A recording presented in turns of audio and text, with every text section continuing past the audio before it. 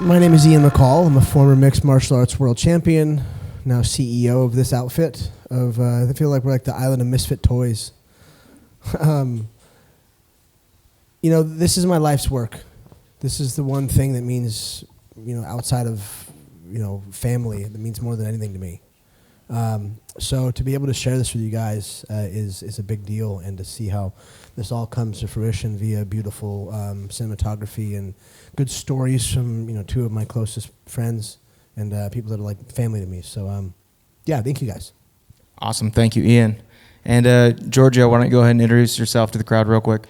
Hi, I'm Giorgio Gomez. Everyone calls me Gio. I'm a professional surfer, and helped founded Athletes Journey Home along with Ian and Mark the Shark. And thanks for having us. I'm grateful to be here and talk about our stories and just really grateful to be here and be a part of the process. So, thank you. Awesome, thank you, Gio.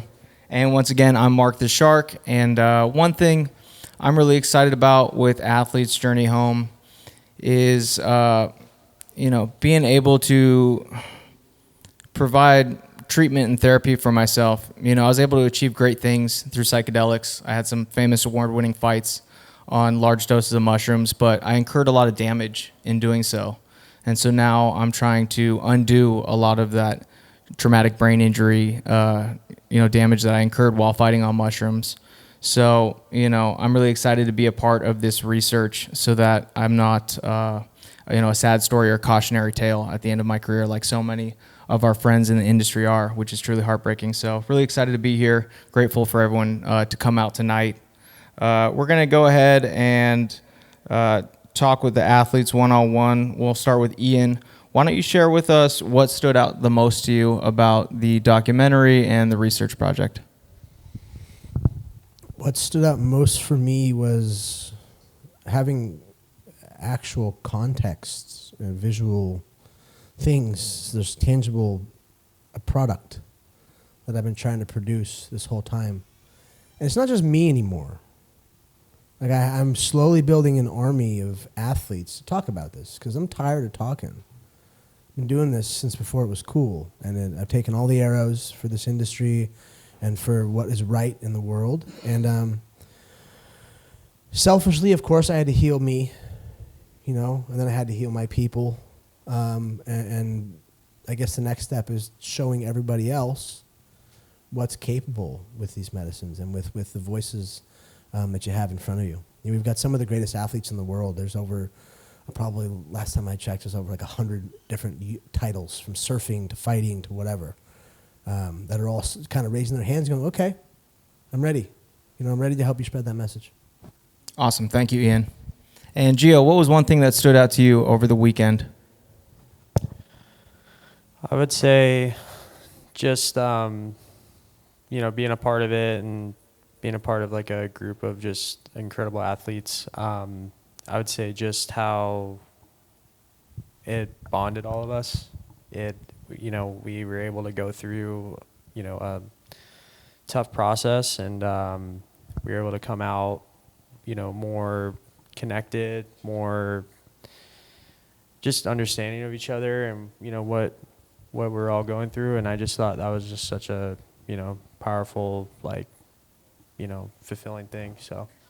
Yeah, definitely. I think the sense of community, being surrounded by other like-minded individuals and athletes who are struggling with a lot of the same things that you're going through is very powerful. It makes you realize like you're not alone in this process. You're not the only one that's struggling with these kinds of things. So definitely agree with you on that. And to piggyback on what you said, it's really exciting to finally have gotten our first research project off the ground. Thank you for that. Yeah, this has been a long time coming, but it's something we're really passionate about because, a lot of people are sports fans, right? Whether it's NFL, NHL, combat sports, right? But, when the show's over and their career comes to an end, there's no 401k, there's no retirement, there's no health care, there's nothing, there's no support system, right? And a lot of these people are really struggling and they don't have, marketable skill sets or education because they spent the last 20 years of their life chasing greatness, so they don't have a work history or anything that they can fall back on, so it's really exciting to be able to put people through this therapy and give people the help that they need.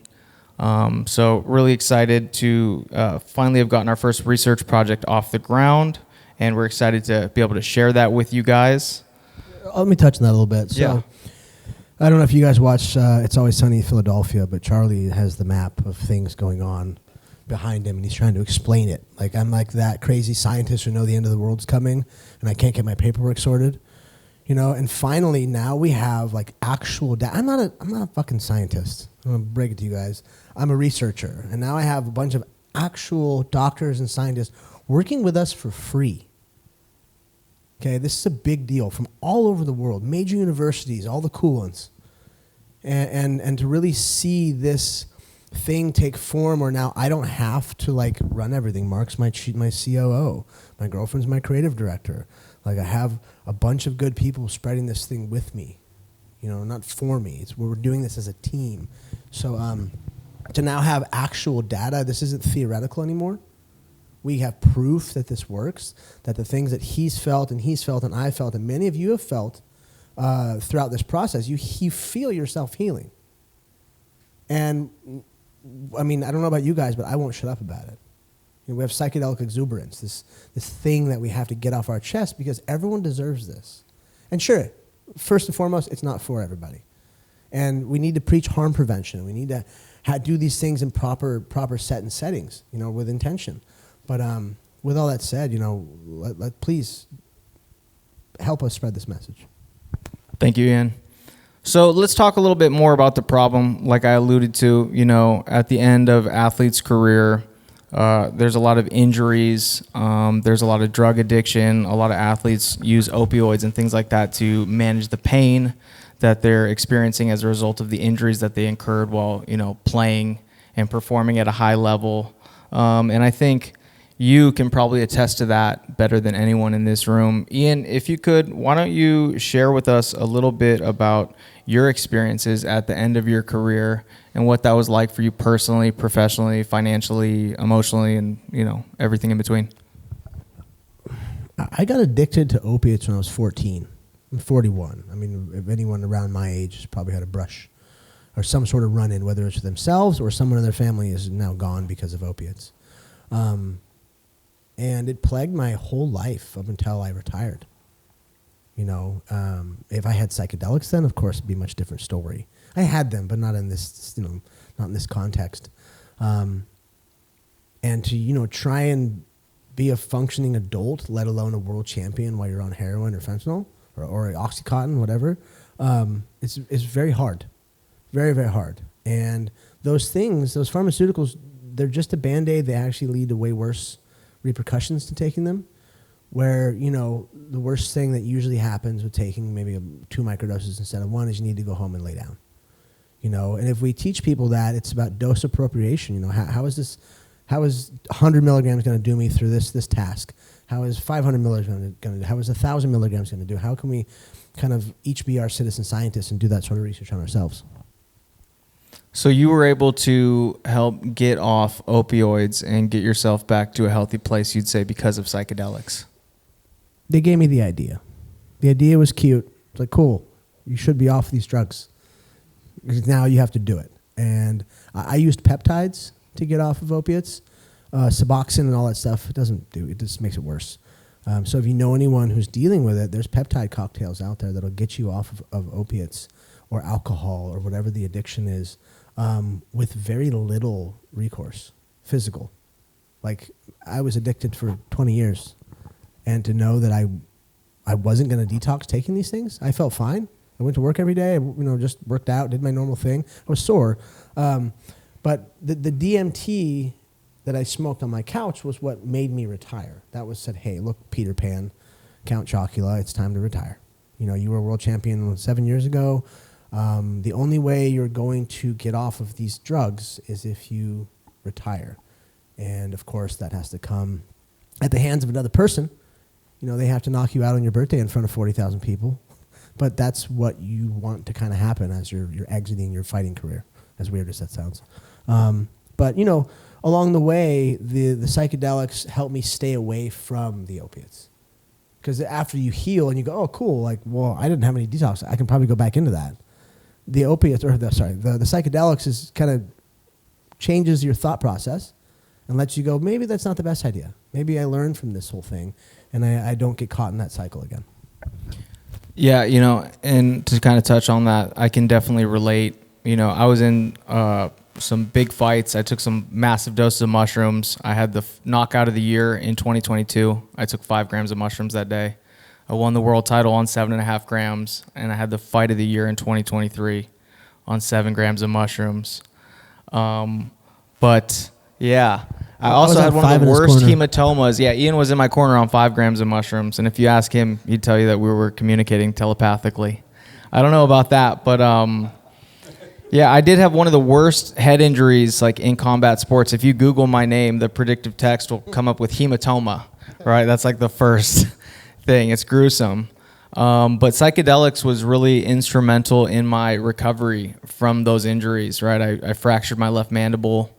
So, you know, I had a horrible brain injury, and I was in bed with my jaw wired shut for 2 months, right? They had to sew his ear back on. Yeah, it was rough. It was the most violent fight in bare knuckle history, and I'm very proud to have been a part of that fight, but the toll that it took on me was, you know, quite detrimental. So psychedelics were a huge part of my recovery, coming back from those injuries, and, you know, I don't know where I'd be without them. So, you know, very grateful to have people like you and the foundation behind me and these resources available to me. Gio, maybe you want to share about some of your struggles that you've been able to overcome using psychedelics? Yeah, I got introduced to, I met Ian 2019. Yeah, around then. And I was kind of at a low point.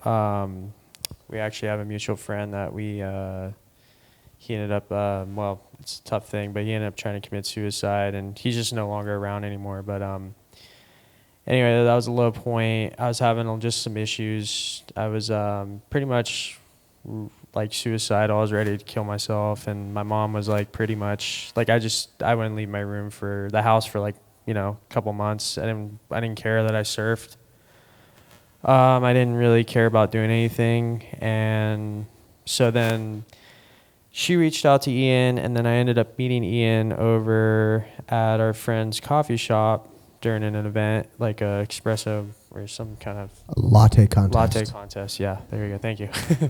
So then I felt like it was time. There was a point where I just was really, you know, ready to do it, and then I just kind of looked at myself in the mirror and just was like, you know, had flashes of my mom and sister, and I was like, shit, I gotta wake up. You know, I gotta do this. I gotta, you know, get better. So put in the work with Ian, and he really just like opened my eyes, and basically, you know, I mean, I wouldn't be here without Ian, and I just really appreciate him, and, you know, he's helped me out tremendously. He's introduced me to this, you know, wonderful thing called, you know, wonderful many things called psychedelics, and it's helped me out tremendously. You know, it's taken a lot to just get to this point right now mentally, and I'm just forever grateful, and just, yeah, I can't thank him enough. So thank you, Ian. Appreciate you. I love you Awesome. guys. Thank you, Gio. So, you know, athletes are afflicted with all kinds of issues, whether it's traumatic brain injuries, mental health, anxiety, right, PTSD. So we've defined the problem, and each of us have been able to use psychedelics and psychedelic therapy to help aid us in recovery from those issues like traumatic brain injuries, from mental health issues. Let's talk a little bit about how we're integrating that with Athletes Journey Home and the foundation. Ian, maybe you could talk to the group a little bit about how we're using psychedelics, integrative health and coaching, as well as community building to help create an environment that's conducive to healing from those things like TBI and PTSD and depression and anxiety. Do we have any veterans in the room? Thank you for your service. I took this whole model from the Heroic Hearts Project. Jesse Gould from HHP said, hey, at one point I was in venture capital and I hated it. And he's like, "You look miserable. Like you just look terrible, dude. Like let's change this up. You need to start a nonprofit. Take the veteran model and apply it to athletes."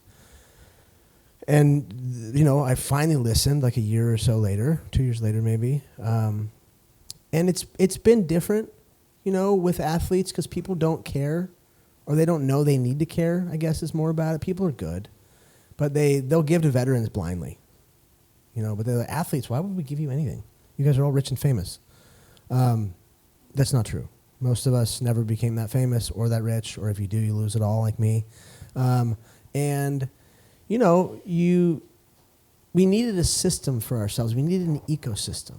And that means, much like the vets, you go through the process. First, we're at this initial stage where I'm getting all these athletes ready for our second, or for really our first big ayahuasca study. And we already did the mushroom study. We're going to bring down 20 athletes to Colombia and run a bunch of data and get people ready, like Mark, like Gio. If you guys know who Cain Velasquez is, someone like him who are high-level athletes. Rashad Evans. Like, these are all people who raise their hand, go, I want to work with you. Mac Danzig we saw up there. Like, the world's best fighters. It's not just fighters, the best surfers, Kalani Robb. You've got amazing athletes who are stepping up going, I want to be a coach. What do I got to do? First, go through the therapy. Then become a coach on the backside.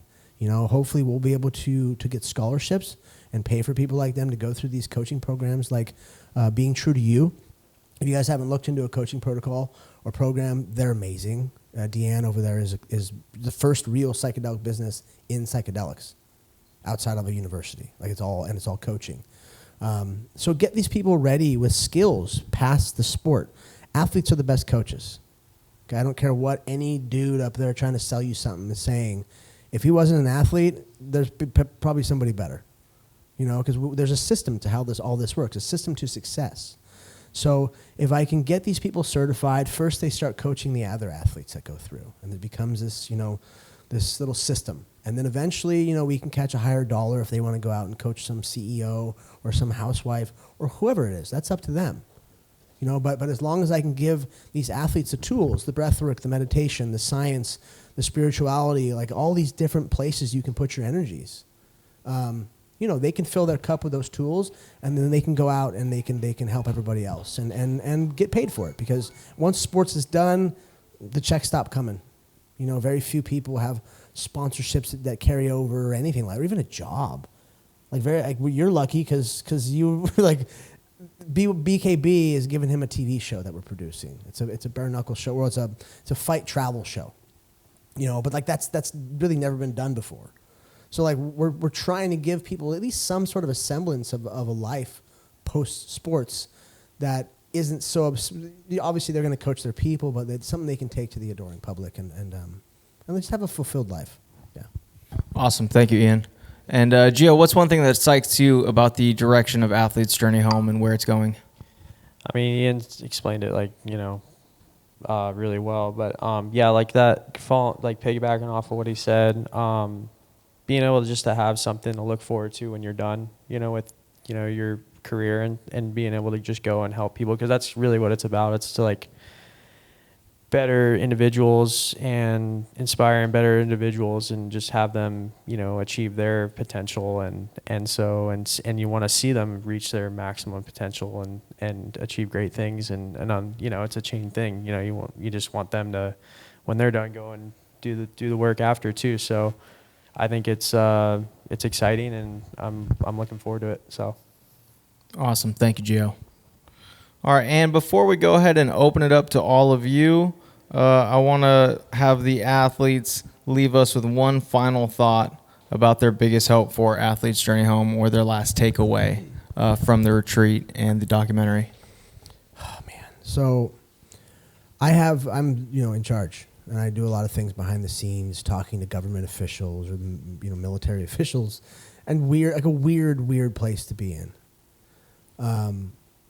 If I can get access to my people, because first comes the vets, and like RFK has said, within the next year, vets will have access. The same people that are testing the vets are testing our people, so we're next. And I can see all these things coming down from the top that are really beneficial. The war on drugs is over. People see the benefits of this. They're going to be helping each other heal. So eventually what we need is money, because most athletes are broke. And that's the ask for tonight. If you guys want, please buy some product, buy a T-shirt, just donate whatever you need, whatever you can do, please. It's helpful, because we need to drive 205 people through our case study. We have a multi-site, multi-medicine study through the University of Lima, Peru. It's the first ever granted. So any medicine, anywhere. I could study right here if I wanted to. We won't for optics, because I want things to look as legit as possible. But for us to have enough funding to bring people down from all over the world. John Wayne Parr, a famous kickboxer who's publicly going through it. BJ Penn, another public athlete. Nick Diaz, all these people who are my friends that are severely affected. They're dying of brain damage. And put it this way. There's a UK rugby lawsuit with 177 people from the UK Rugby Union have been diagnosed with early onset dementia. Guys 30s or 40s, 20s even. 177 people. And no one's even started testing the UFC fighters or any of the fighters yet. That's my job, our job. It's my scientist's job. But I know what's coming down the road for us. I know I've been there. I see it with my people. But we are the only ones talking about a solution. Everyone else is basically like, you talk to the people in the UK and they're way behind us on this. They're basically looking for a good place to die. And if I can just give everyone some hope, this is my Noah's Ark. This is how I'm trying to help save civilization. So, yeah. Awesome. Thank you, Ian. Gio, final takeaways. It was pretty hard to follow up that, but that was pretty all time. But I think for the athlete's journey home, it would be following into basically like kind of my world would be like surfing. I think there's a lot of people don't realize like a lot of brain injuries happen in surfing, whether that's big wave surfing or even just performance surfing. I mean, if you're trying to do an air on an 8-foot wave going 30 something miles an hour and you're roughly 10 feet in the air and you fall and hit your head on the clean part of the wave, I mean, you're definitely getting brain damage doing an air and falling back and hitting your head or falling and hitting the reef or your board or whatever. That's serious brain injury. So yeah, and that's a sport that I think a lot of people like don't assume it would be associated with traumatic brain injuries. Right, because they think, oh, it's just water, but water is... It's as hard as concrete when you hit it moving fast enough, for sure. Definitely. Watch his little sister surf the Chopu. Yep. She just surfed the last recent. Big wave surfing? Big wave surfing just got, I mean, I'm biased, but I also had a couple legendary pros say that was probably one of the best barrels ever ridden by a woman, so I'm pretty happy for her on that one. So, but I brag about my sister, but yeah, she's super rad. But shout out to Izzy.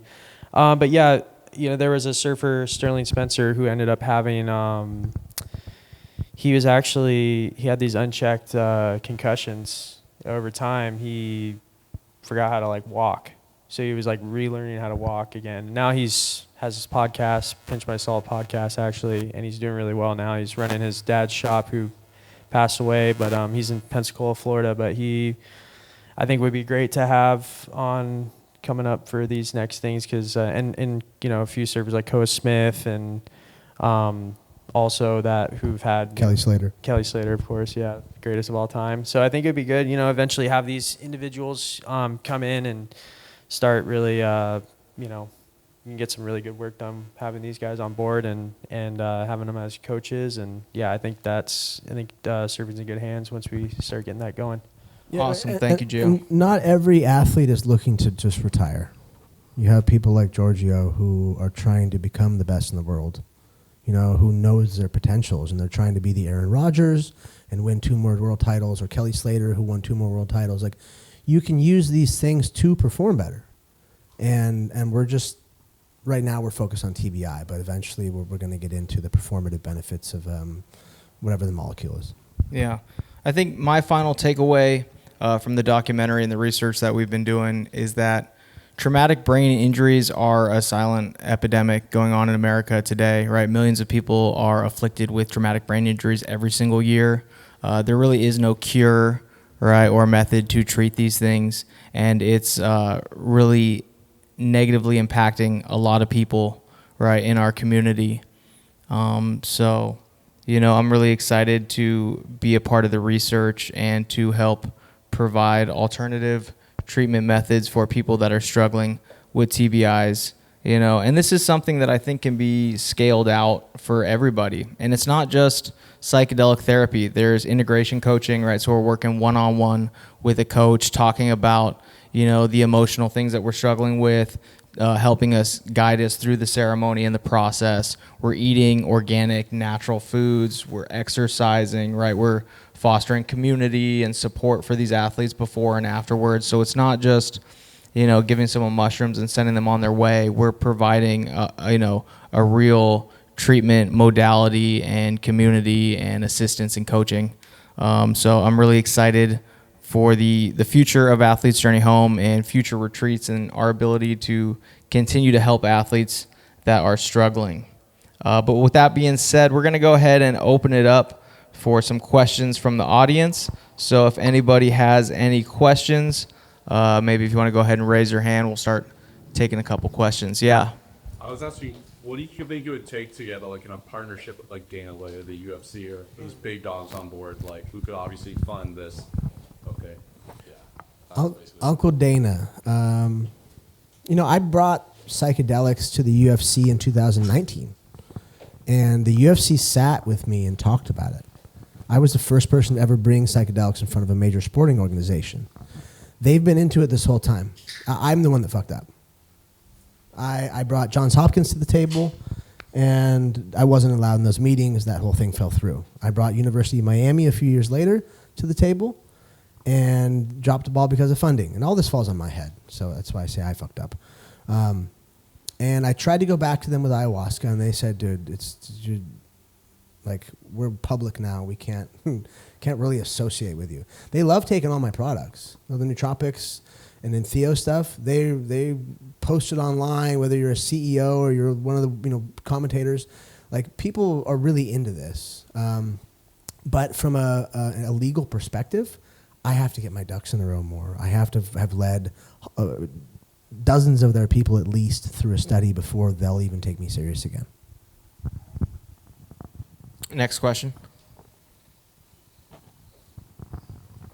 I'm curious to hear a little bit about the data. If you've collected enough to be able to analyze and share, what were you guys looking for? What did you find? How's it going? I wish we brought a scientist with us. They told us this. I said, okay, cool, thanks, boss. You have a process called epigenetic neurogenesis in your brain. That's the production of certain molecules like brain-derived neurotrophic factor, glutamate. These are miracle grow for the brain. We see over 1 million markers in the human genome tested, and we're seeing the different things happening there. We're doing fingal testing, so gut biome. We're doing blood and saliva, trying to figure out hormone levels, neuroimaging before, during, and after, and it's all showing positive effects. It's all showing the same things that Terence McKenna once preached back in the 70s. It works. So right now, they're deciphering it all through AI and through their intellectual view, but it's at a point where obviously I don't totally speak their language because I didn't go to medical school. Shocker. Well, and also, again, we're doing quite a bit of testing, over 1 million markers in the human genome. So we're doing brain scans with brain imaging. We're doing brain games to get a cognitive baseline before and afterwards, blood work, gut biome testing, saliva testing. So it's a lot of data to sift through, but the initial preliminary data is all positive, right, as far as the neuroplastic effect that it has in recovery for the brain. It helps to lower inflammation in the brain. And one thing that's really exciting about this study that we did specifically was that I actually wore the neuroimaging cap throughout the ceremony. So we are actually collecting data as far as what's happening while psychedelics are taking effect in real time. So very excited when that information comes back to see what kind of effect that had on the brain as it was transpiring. What we've seen, we'll get to you. What we've seen, let's say with, for instance, someone smoking DMT, okay? And we did this at Dr. Fadiman's study, which was a lot of fun. My friend Alex smoked more DMT than I've ever seen anyone smoke in one time. And all of a sudden, on the screen, the doctor's pointing it out, the whole brain quiets down. You know, because you have 4 parts of your brain, 2 hemispheres. They all speak individually. All of a sudden, everything just shuts up. And then everything comes back, but it's not like a symphony. It's like a million symphonies going off at once. The connectivity, the fire, just everything is reprogramming. So from a chemical perspective, from an electrical perspective, like we're seeing a lot of positive benefits, whether that's through growth of new cells or through hormone balance or immune system boosting. All these things have positive net effect. And that's ultimately what we're hoping for, right? Is as far as neuroplasticity is concerned, we're hoping that we're able to regenerate damaged tissue, right? As far as helping the brain recover from traumatic brain injuries. Yeah, look at your brain as a circle, and my fist is a black dot in the middle of it. That's dead tissue. That's from a TBI. And the black goes into gray and then goes into white, which is living tissue. And Megan Blaya from University of Miami once told me, she's like, that's how she explained it. She says, we're trying to fix the gray. The white's still good, the black's dead. How much of the gray can we fix? And that's exactly what we're trying to figure out. Whether it's through psilocybin or ayahuasca or ibogaine or DMTX or whatever, we're trying to show that our data set, which is so big that, you know, some very famous researchers were like, this is cute, boys, but this is too much. Like you're trying too hard. And I'm like, science belongs in a box. I'm here to do more than that. I want to see the entire effect on the entire body, not some tiny little thing that happens. Because this is always translated into something else. So as long as we can collect that much data, and again, it's expensive, but it is what it is, we will show at the end of the day that this has an entire effect on the entire system of the human body. Awesome. Thank you, Ian. Yeah. So I'm a veteran living with PTSD, and I got this third person from an ER doctor who works in a jail. Is it true that they are having incredible results with veterans that are suicidal with both MDMA and psilocybin? Yes. I'm batting 1,000 with veterans that I've helped that are still alive. And that's with crude methods like street ketamine. You want to kill yourself? Come over. Okay? I'm not here to be beholden to anybody. I don't have a degree on the wall. I don't have tenure you can take away. I'm here to save lives. And I've been trying to legitimize that side of it and become like, look, we have to use a clinic. We have to do these things. But the benefits all stem from vets. That's where it starts. You guys kicked the door into Dan Crenshaw's office and said, hey, we're doing this.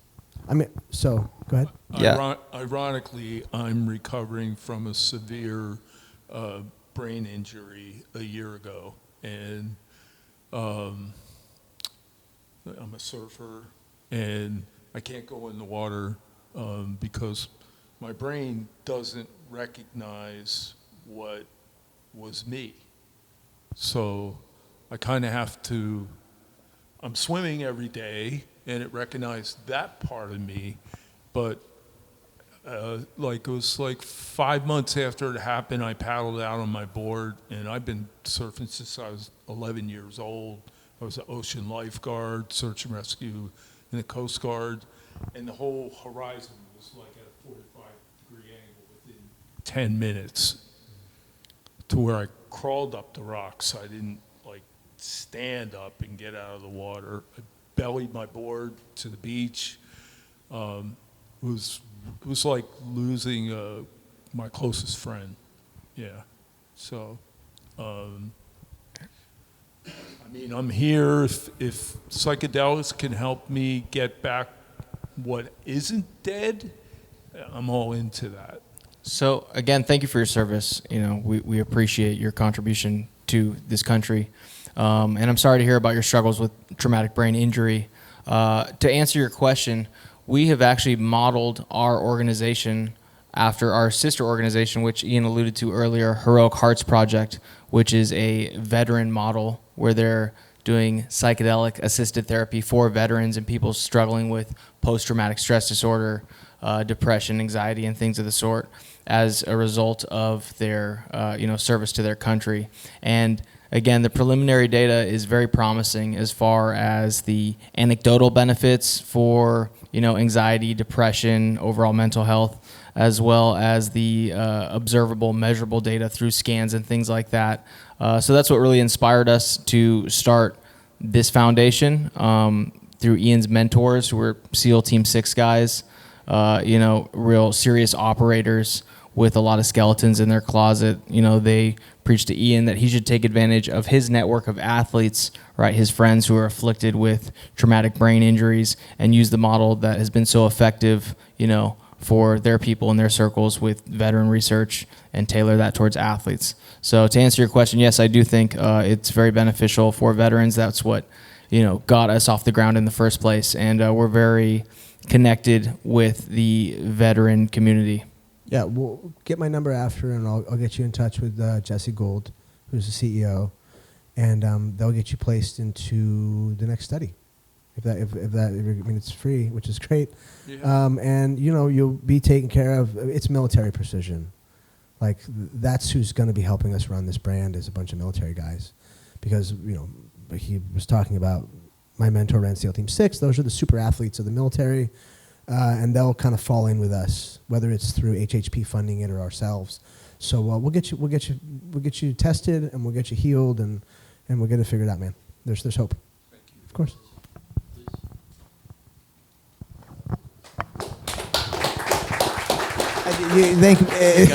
Thank Jesse Gould. Jesse's your guy. Like I would like some credit, but I'm just connecting you via phone call, man. It's like I think I saw you interviewing Kelly one time, Kelly Slater. He comes to my house. He's still pretty private about it. He's on the board of directors at Rhythmia. Well, I know people that know Kelly really well. Yeah. He hasn't. I guess he's reposted some of the stuff I've put out there, but he for a good reason. He's Kelly Slater. He's A little more closeted a little more with his closeted about psychedelic it. use. But because he was always so reserved about like him partying at all, and but he's starting to come out. He just had a baby, so he's being dad, and I think that once he's ready, he'll really start pushing his weight around. I think. Because of Andy, he's into Exactly. suicide. And Sonny. Yeah, so Sonny was a mentor. I don't know if you guys know who Sonny Garcia is, but was a surfer that tried to kill himself, and that was Giorgio's mentor. Was Kelly Slater's best friend, and was a dear friend of mine who we always talked about our traumas and the fact that we were suicidal. We're not going to kill ourselves, and that we're going to be examples to other people through our healing. And I was like, dude, I have an answer. I have an answer. And, like many of my friends in MMA that are gone, it was too late. And Sonny's he's a vegetable, realistically. But, there's a lot of people to be saved. My coach kicked me out of the team and killed himself 2 days later. My best friend killed his wife and killed himself. I was the first one there. My other best friend died in my arms, partied himself to death. He was living together, helped me raise my kid. Like, there's a lot of people that are affected by this. And I want to make sure that we can put a stop to that. It doesn't matter the sport. Awesome, thank you. The gentleman in the back. I'd just like to say something about what you were saying about how it's all related. That if you have a brain injury, it's not a whole lot of different than if you have a lot of stress or if you have a bad heart. It is proven to take dramatic tolls on the rest of your health. Now, the athletes have a special kind of addition to that, the physical pain. But that traumatic brain injury will affect you.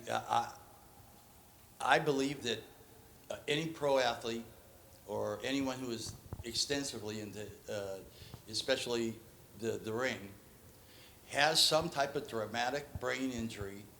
And there are also, you were saying we don't know how many people exactly are affected. Add one more category. The ones that have never been an athlete, that had a severe concussion when they were a child, they had some type of, not something that they can exactly point to. Me, myself, I've had 7 documented concussions. Now, I was also in the ring, and it was a toss-up whether I'm bipolar or brain injury. Yeah, the brain damage exacerbates whatever's already wrong with you. You're an athlete. You're used to surviving and conquering, not just surviving. When it goes away, just like the military, what are you supposed to do with yourself? And add that with the mental issues on it, the physical issues. I think it's you guys are right on the money with the athlete study. What's your base, though? How do you determine, how does the doctors and scientists determine what your base is? Because there's a lot of people out there that don't even know they have traumatic brain injury because we don't know enough about it. So if they don't have some kind of base to judge what's happening with you, and right now all the money is only going to the people that need the help, but yet, in my view, the research is way, way lacking because they're not researching quote unquote, normal people, right? What is normal? Yeah, that's why our data set is so broad. Well, you brought up some great points too.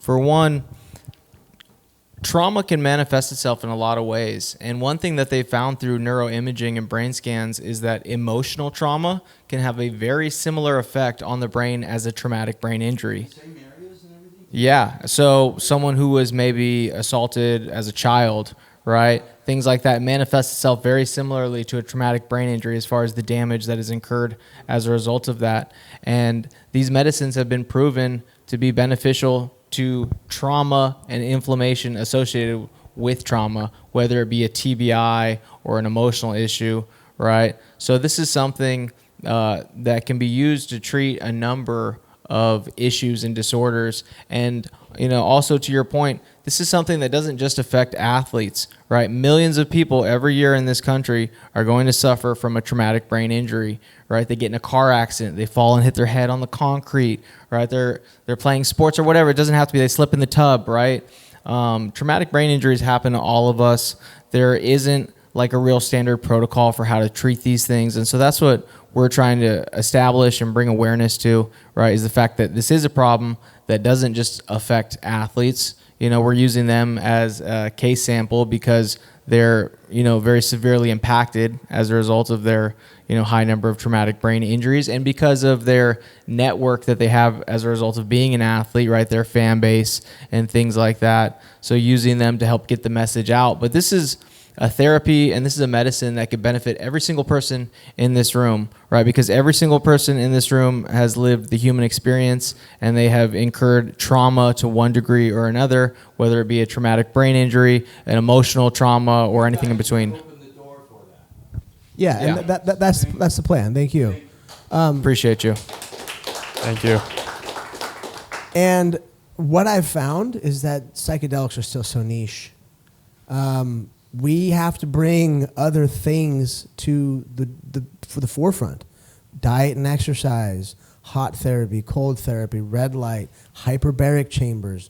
We have some verticals we're looking into so this thing can be sustainable, so we can make money. We're going to use athletes, even though it's a nonprofit. We're going to use athletes like we were before, sponsorships and doing, basically you're selling products. We're going to look into the supplements that work for the brain, the peptides that work for the brain, whatever therapies it may be, video games. We just brought a guy on the board, Lucky Wilson, from the video game industry. And he's like, dude, how can I help?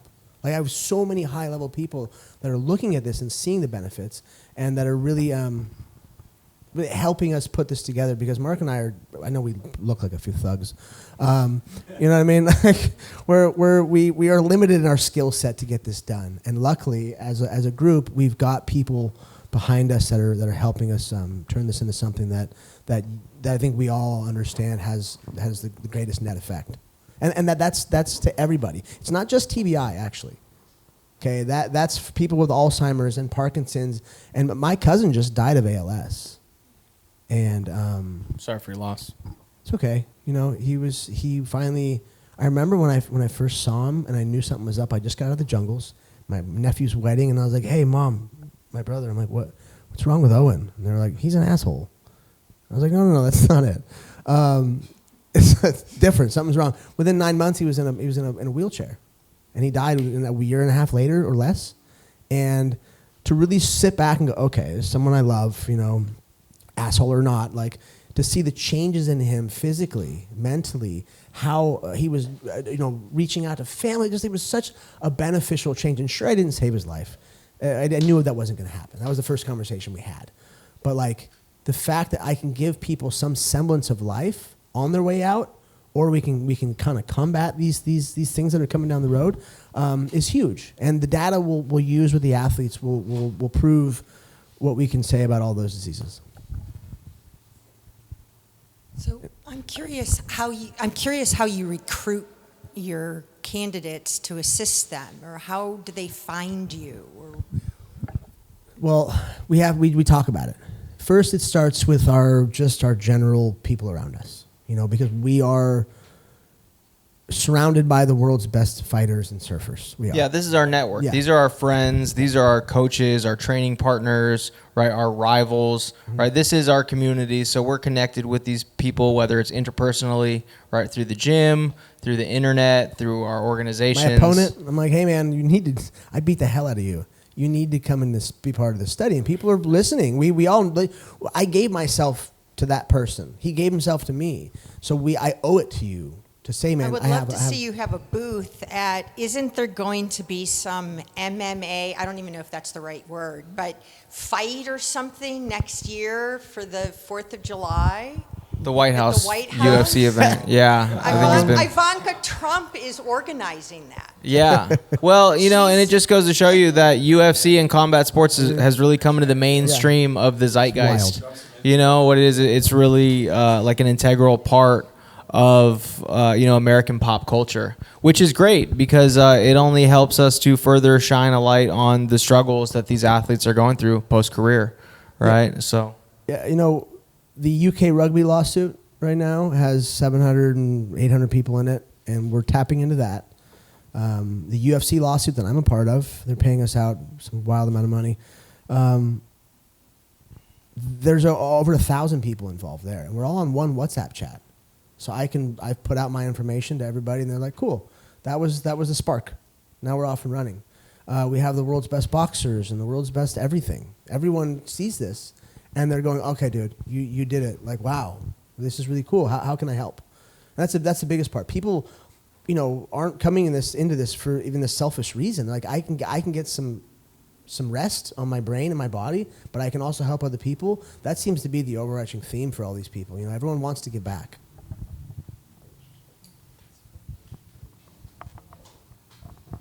Question for you guys. Just want to thank you guys for being open about your situation and your journey. I'm not incredibly familiar with the products, but I work with a lot of high-end security guys on the low end who do celebrity security, base security, whatnot.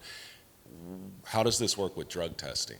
I don't know if that's a silly question, or how do I recommend product to guys who are drug testing? If the UFC isn't testing for it, no one's testing for it. And we could figure this out. It's not rocket surgery to figure out how to test for these things in our human bodies with the level of testing that it has. But with the military, same thing. It's just don't get caught with it.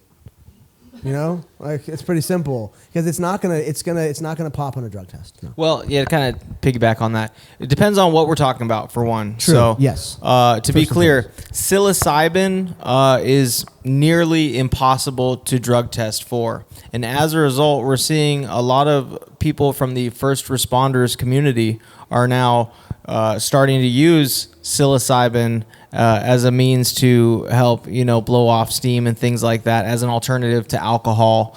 Because of the fact they're drug tested, they can't smoke marijuana, which otherwise a lot of them would, right? So now I find that a lot of first responders in fire departments and police departments are now, starting to use psilocybin. But that's not to say that all psychedelics won't post on a drug test. It depends specifically on the drug test, whether it's a urine test, a saliva test, a hair sample, right? So that's going to have a big effect on, what's going to show up on the test and how far back they can go. But MDMA will pop. We're talking psilocybin and LSD, where everyone should start. So LSD actually on certain tests can pop up. It depends on what they're testing for, how many different substances. But psilocybin is almost impossible to drug test for. Yeah, it's not hard, but like those. those panel tests that they'll give you in whatever job is basic. It's just don't take MDMA for sure. Just straight psychedelics. Even ketamine will pop too. But to that end, again, I'm providing psilocybin to a lot of my friends that are first responders, firefighters, and Giving police mushrooms to cops officers, is hilarious. right? And right. But Cool. They're like, thanks, bro. You saved my life. I'm like, they have a really important job, and as a result of their job, they have a tremendous amount of PTSD, right? Seeing people lose their lives on a regular basis, all kinds of emergency situations that are going to have a really detrimental effect on their mental and emotional health. And so seeing them start to become open to the idea of using these medicines to help recover from a lot of the mental and emotional injuries that they're incurring as a result of being on the front lines as a police officer, as a firefighter.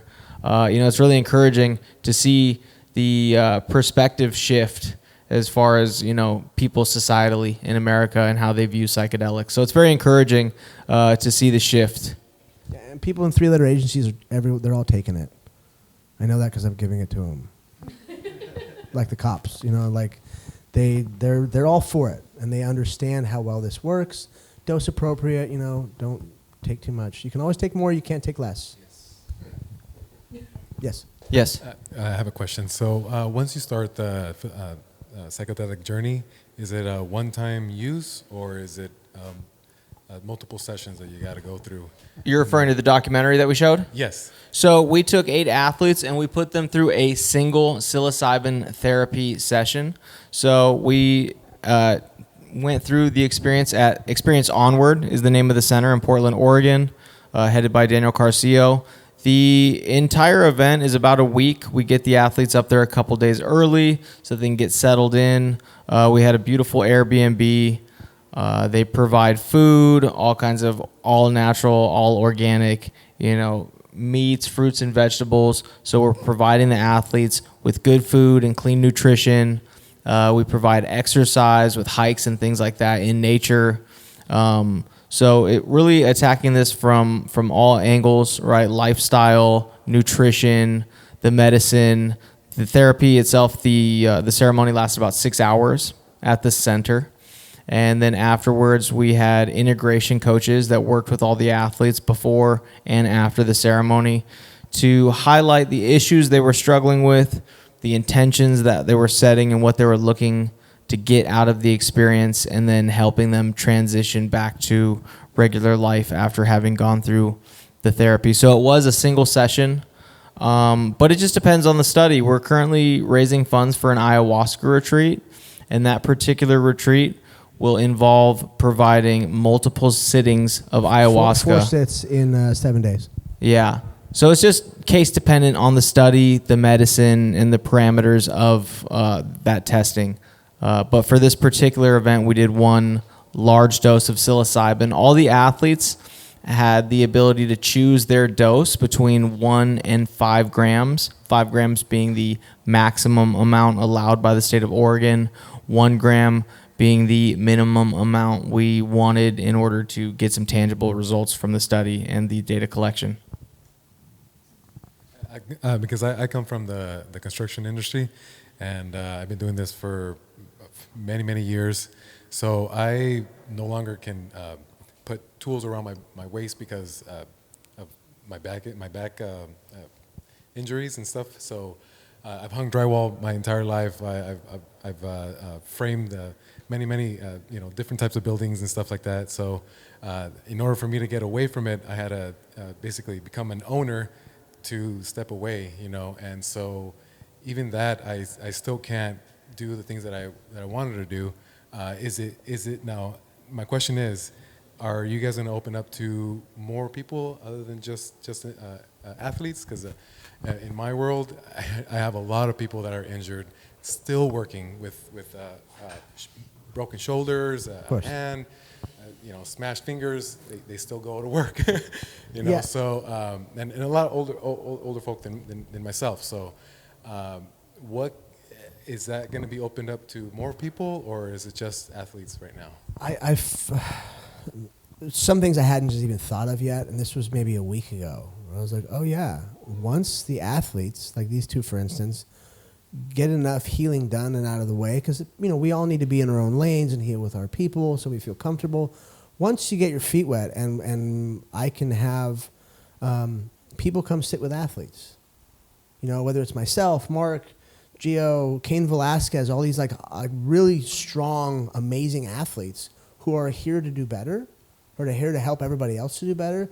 That's where a profit model comes into play, where we can have retreat centers and the normal folk can come sit with us and we can philosophize with you guys, because we're good at that, and kind of just be the coach you need. Because a lot of people in the psychedelic space, they wear big hats and capes and they talk with their hands and they do all this stuff, and it's like, okay, cool, man, but can we be real for a second? Not everything has to point in some weird direction and be so altruistic, or just I love the woo woo, but having having someone you resonate with in general, an athlete, where you go sign up to sit with this person and learn from them, I think is going to be a really big thing. That it's an idea that I'm still trying to flesh out, because it's new and we'll get there. But yeah, that's coming down the pipe.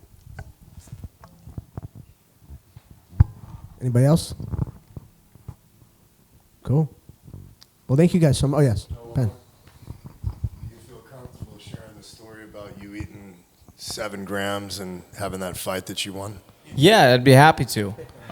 So my big claim to fame is that I have fought all of my professional prize fighting contests under the influence of psychedelic mushrooms. Mushrooms actually inspired me to turn professional.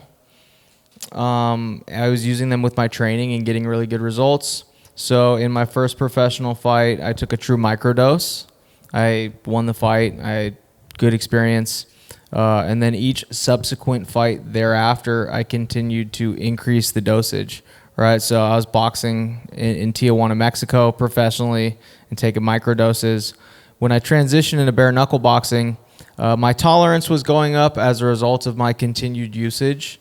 And also I just wanted to do some wild shit, I guess, for lack of a better term, right? But I really wanted to push the boundaries of what was possible and see what I could do. I wanted to do something wild. I was inspired by hearing that the Vikings used to take large amounts of mushrooms and get on a boat and go attack the English. I thought that was pretty cool. And if it worked for them, it could work for me. And hearing a story about a Major League Baseball pitcher that pitched a no-hitter on LSD, that gave me the inspiration to start doing large doses of psychedelic mushrooms and bare knuckle fighting. When I had the knockout of the year in 2022, I took 5 grams that day. But to be clear, I didn't take it in one sitting. I took 1 gram synthetic gummy 5 times throughout the course of the day, from when I woke up until when I left for the arena. That was probably the best that I ever felt in a professional prize fight. I can remember when they were doing the introductions, right? And in the red corner, fighting out of Huntington Beach, California.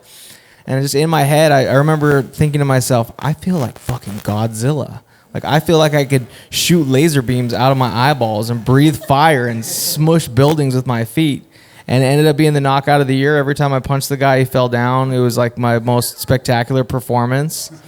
So I've had some really, really great effects and benefits from taking it. I find one of the biggest benefits is the confidence that it gives me, right? Psilocybin has been shown to lower an inflammatory marker in the brain that is associated with fear and anxiety, right? And how that relates to performative benefit.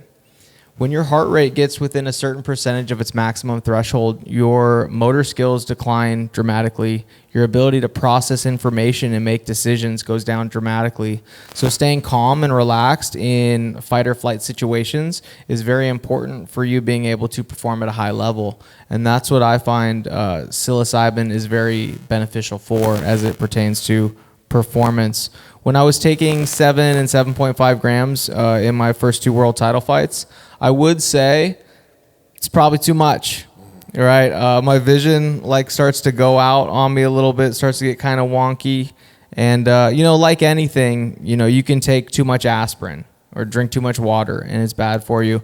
But I was, again, trying to find that optimum performative dose and to really push the boundaries of what's possible and try and do some crazy shit. So the 5 grams spread out, you feel like that was the sweet spot where you tapped into a gear that you wouldn't have tapped into otherwise? Physically, mentally, performance, all that. Yeah, absolutely. I think you really hit the nail on the head there in the way that you phrase that. And anything higher than that, I would say is probably too much. I took 7.5 when I won the title. I took 7 when I lost it in the fight of the year. And when we did the rematch, I did a much lower dose of maybe 3 or 4 grams. Legendary, bro. I appreciate that. Thank you, sir.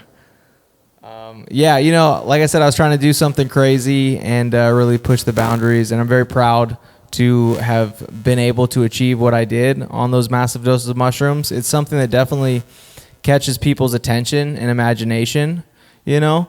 And it's a great way for me to get their attention and then spin it towards what we're doing now, which is using those same mushrooms that I used to win a world championship. I'm now trying to use them to fix the brain damage that I incurred from doing so. Did you come up with that protocol yourself? You just decided to space out 5 grams throughout the course of the day before the fight started? Yeah, I did. I came up with it by myself. Like I said, I was gradually increasing the dosage from a micro dose to a couple micro doses to a gram or 2 to several grams, right, with each fight and getting better and better performances. So it was all just, you know, trial and error and experimental. Thank you. Appreciate you, my guy. What we're getting at is good science is irresponsible science. Don't leave your science in a box, because if anything, the box doesn't do anything justice. These medicines have a huge effect on the entire piece that is you, your spirit, you know, your body, all of it. So have some reverence and be careful and also have a lot of fun. And spread this message when you can. Thank you, guys.